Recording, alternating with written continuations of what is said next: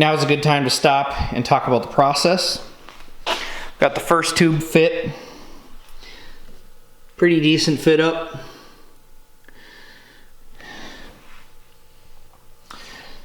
I've tack welded it to the ball joint ring. As you can see, there's some heat pushing through.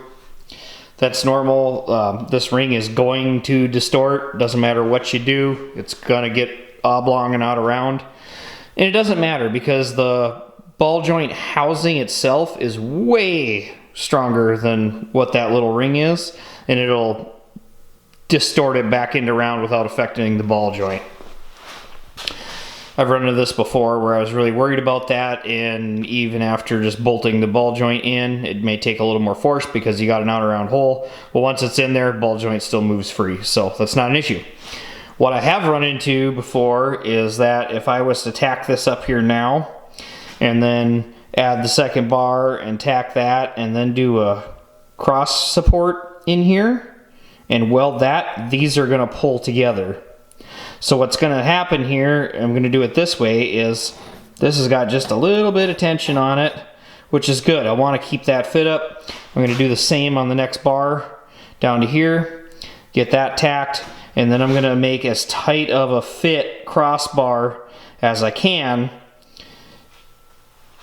and get all that tacked together, and then hopefully probably figure out my coil over mount and weld all of that on with the gussets and everything before I weld these. These will be absolutely last. That way any shrinking that's gonna happen here is gonna be pretty much null and void because I'm welding the pivot points absolutely last.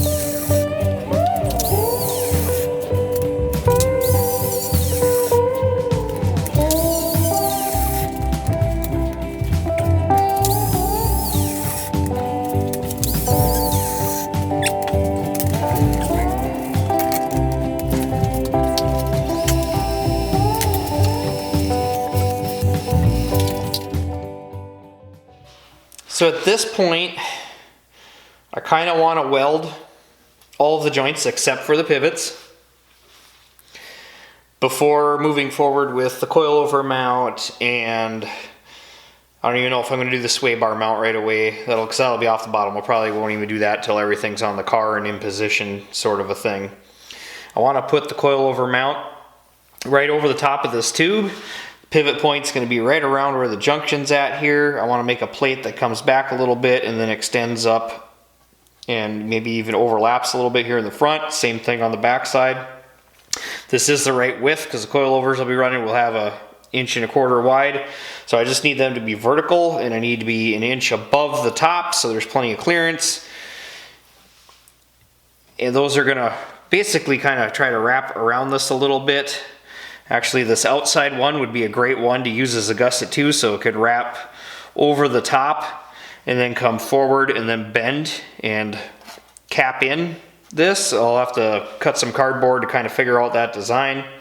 I'm going to figure that out before I bother popping this loose to try to weld everything. Something like that should be my coilover mount.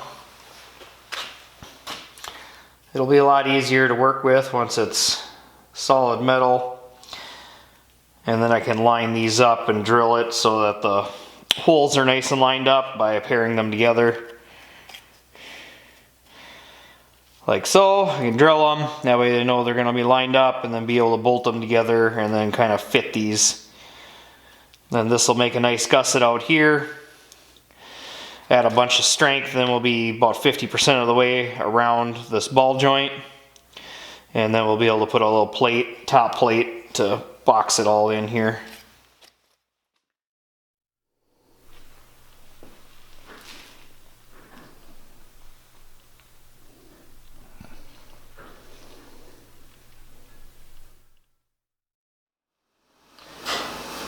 Well, the goal was 4 inches from center line. How close do you suppose we got? Oh, damn! Sure close. Very, very close.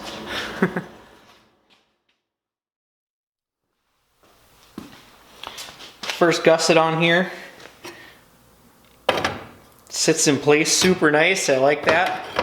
So the point here is that I'm able to have this away. I'm going to have to weld all of these seams first. Then I might have to do clearance just a little bit more to get this to kind of fall back in place.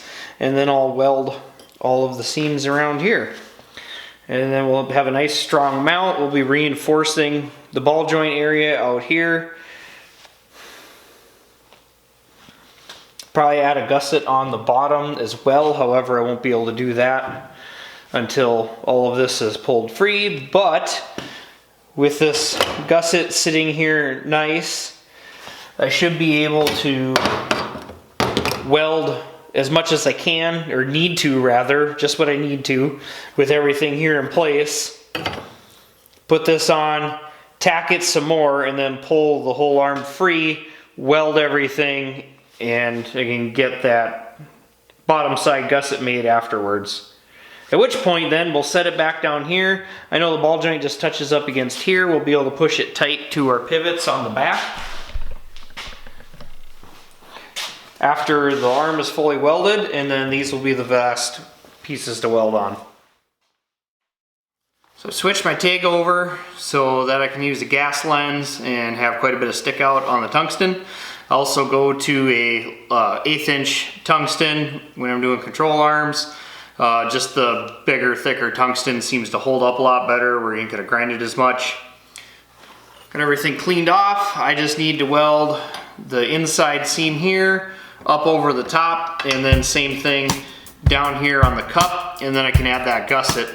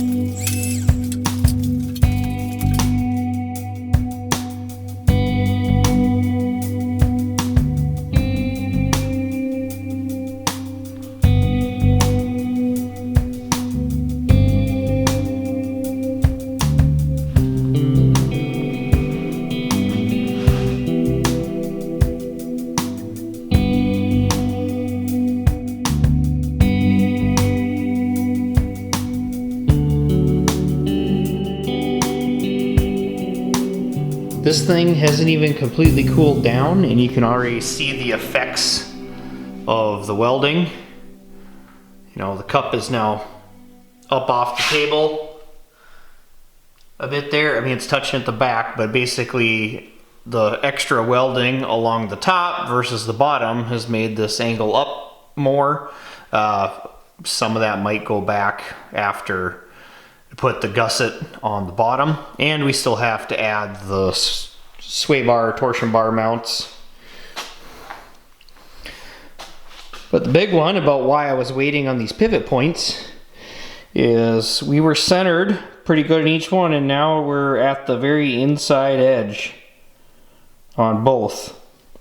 Granted, there isn't a ton of room there on those anyway, but it's enough where, because of welding this one in, this shrank and pulled these together. If I would have tacked everything in place there, that would have shrunk, pulled this in, and then I wouldn't be able to actually bolt it into the chassis.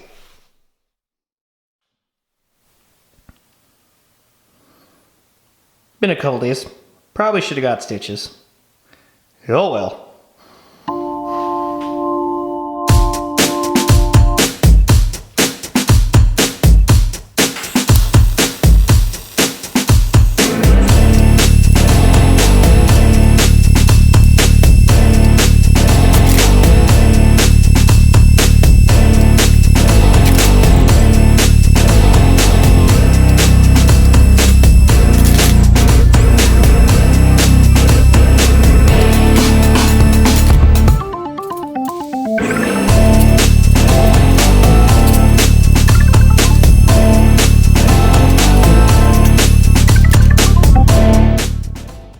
Now that I've tacked on the pivot mounts, this is the part where I'm kind of nervous about whether or not any of this stuff is actually going to fit. Here's where the nice thing about the fact that I made the bushings for holding everything in this jig is I can just pop this out of the jig and then go over to the frame and make sure it fits. And if not, might have to do a little bit of influencing stuff around. Worst case scenario, I can just tack these on with it over on the frame itself. I won't be able to really hold my ball joint position to be absolutely exact, but we'll definitely be in the ballpark. The biggest thing is I don't want to fully weld this, only to then go over to the frame and find out that it's not quite going to fit. I'd call that a success. Both bolts are in. There's very limited movement there. It's basically just the slop in the bolt holes. And that's because both of them spacer bushing things that I made are solid, so they're not gonna articulate through. But that's why with these uniball style pivots, then it will have full articulation. It won't do it with solid ones, because we have two different planes of rotation that they're trying to do, so there's only a small window where they're close enough to actually move a little bit. But with the uniball ones where they have full swivel, that won't be an issue.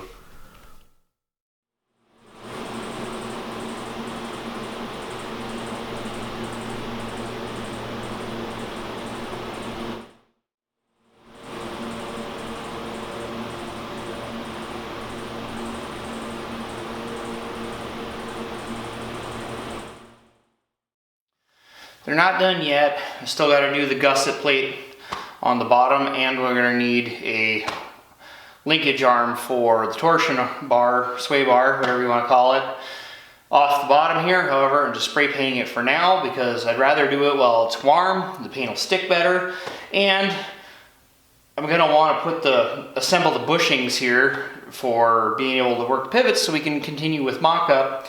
And I don't know how easy those are going to be to get back out, and I'd rather not put brand new bushings in only to end up having to destroy them to get them out. So I'd rather just get some paint on it now. That way, you know, where I weld, I can grind off the paint here, I weld on it, it might cook a little bit of the paint, brush the loose stuff off, repaint it later. I've had to fight this more than I thought, and I still don't have the hole the right size. These spacers that come with the R joints are 5/8 ID. I need to make new ones of these that are 1/2 inch, which won't be a problem. We'll just do that on the lathe.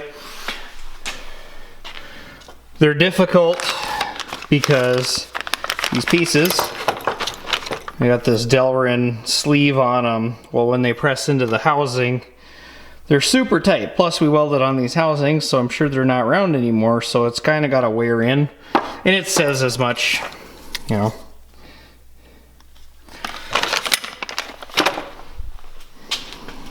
But I just wanted to make sure that we could get the arm on there. And the fighting, it's just because they're not quite perfectly lined up where they're going to end up settling in. But right here is probably about where ride height's going to be. And I'm just looking at, we got plenty of droop. And we can come all the way up till we hit the frame. And we've still got clearance on the back, so that worked out really nice. I mean, most of the regular travel is probably going to be from here to here, so we've got plenty of clearance. And I've got the first tire officially mounted to the chassis. Our suspension functions.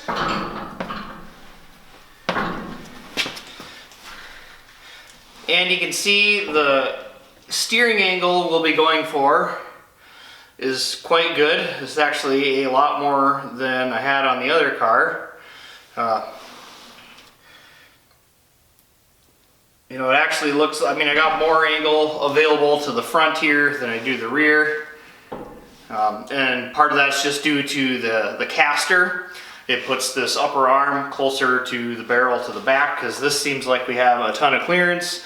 But in reality, when you turn the front, you can see it gets closer, but we don't have that space available because we'll need to get our sway bar in here. So really we're going to be about the same in both directions. But I'm excited. This is a lot more steering angle than the other car has. That was definitely a limitation in some instances while autocrossing on that car. So I'm really looking forward to this. It's exciting. Let's get the other arm built. Let's take a minute to talk about fit up, especially when you're building the second arm, because you can get in kind of a hurry because you just like, all the fun and excitement was with the first one. It's like, yay, it fits. And then you just want to, yeah, let's just get the next one done so we can go on to the next project. And you got to try not to rush the stuff. I got this first arm fit up and it's great down here at the ball joint. It's good at the top, but I got a little bigger gap on this side than I really want. However, I'm not going to have enough tube to try to make that tube twice and fit it. So I'm just going to live with it. I mean, I'm touching how I want to be for 3/4 of the way around. It's just the last part over here. But then getting to the second tube, I fit this just like I did the last one with fitting it over the top. And I got to where I had a nice fit. I was actually kind of holding it here so that I could have it sit nice and square and eyeballing straight. Now that I'm trying to fit it to both, I can put it down here. I know this side's pulled in and it's making a big ugly gap in several places down there. This is where you need to stress it. Do not try to chase it on the end you already fit.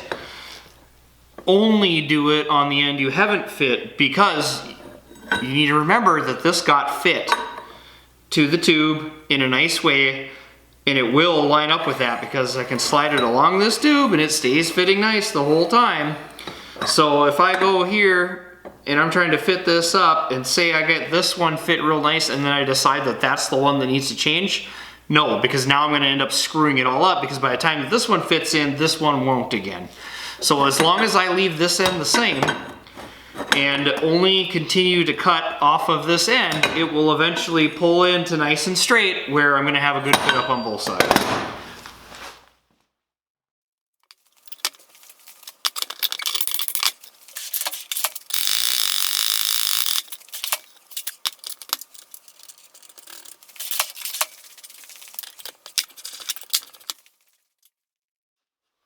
Here's a tip for putting the lower ball joints in. They make sockets. I recommend you get one. It makes this stuff much better to do. especially on the car. But since we're not on the car, I'm going to put it in the bench vise here. And as I'm sure I said earlier, this is bound to be warped. And can show you that we can go down, get it started. Wow, this one's way warped than the other one was. This one might actually screw on. Holy shit. Well, okay, that's cool. I don't know how I managed to not warp this one. The other one was much tighter, but I mean, there's still, like, you can feel drag and it's kind of sticky. So I don't want to just install this that way anyway. So what I do is use some anti-seize.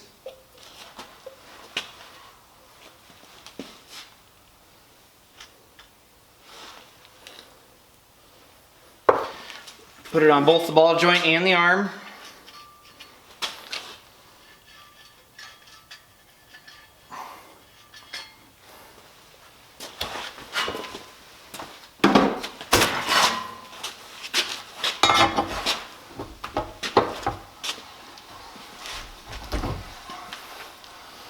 And now it's a lot smoother going on.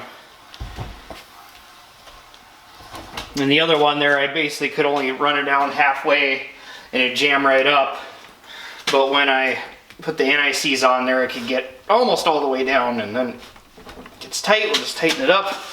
I'm not worried about having these things completely torqued in there. And even on the other one where we're super warped, ball joint still moves just this easy. That's the nice thing about these threaded ball joints. They go into a thin cup, but they're a heavy duty housing. So the housing will actually deform the cup back into round versus the cup deforming the housing and jamming up the ball joint. These RideTech Uniballs are pretty easy to install. The cut edge goes in first. And then we've got this little spiral spring deal that goes in, and then a circlip on top.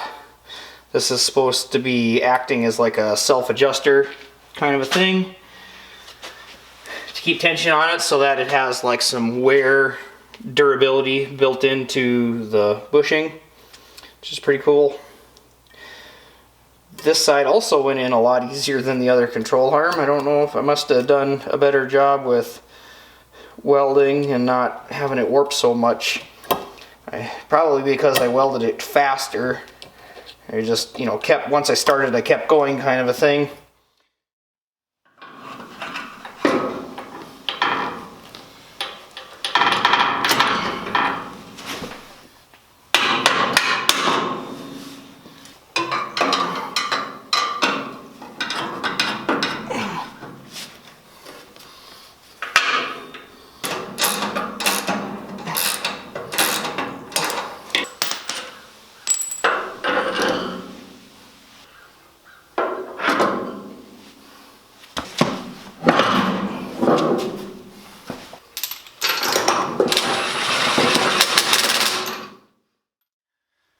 Alright, so check this out.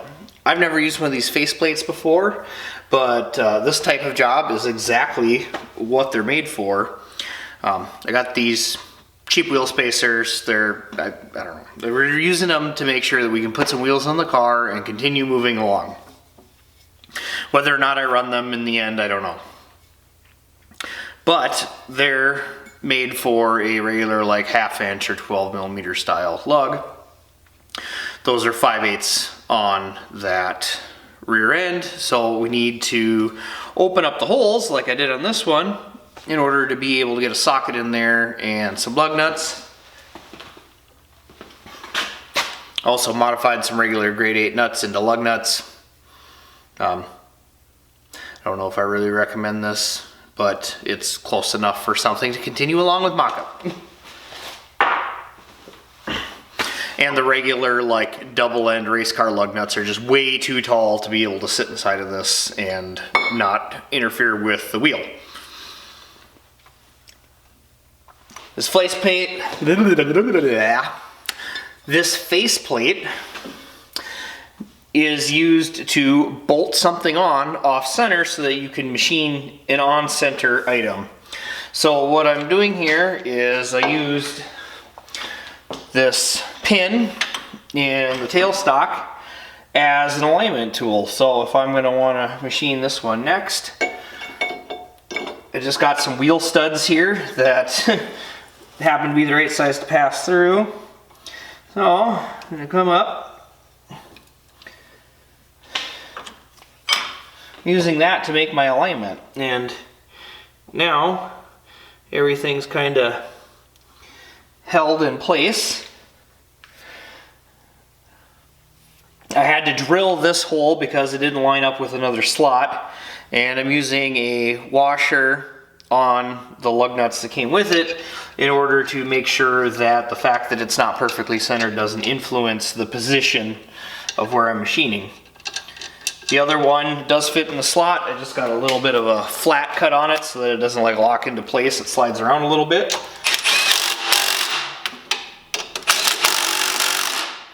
And now we've got that clamped. I can back off my centering pin.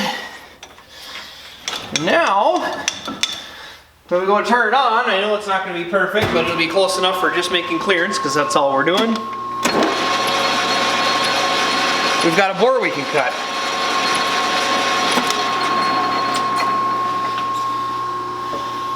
It's going to be kind of a tedious process. I'm still not sure if buying these cheap ones and then spending all this time modifying it was any better than just making some from scratch, which by this point I probably should have just done, but we're already here. My goal is to get all 4 wheels on the car today, so I want to get this done.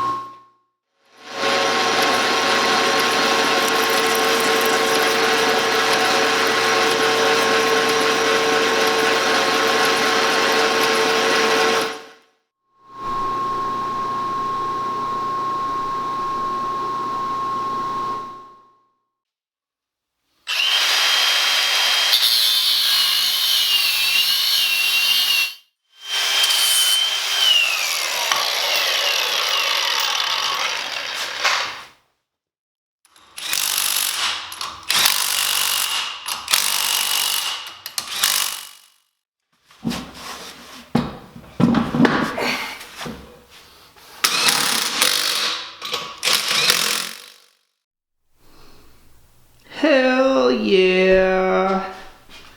All 4 wheels. Man, I am excited. We got all 4 wheels on the chassis. Obviously there's still suspension things that need to be figured out. I need to do the coilover mounts in the front, the sway bar in the front, finish modifying the control arms for that stuff in the front.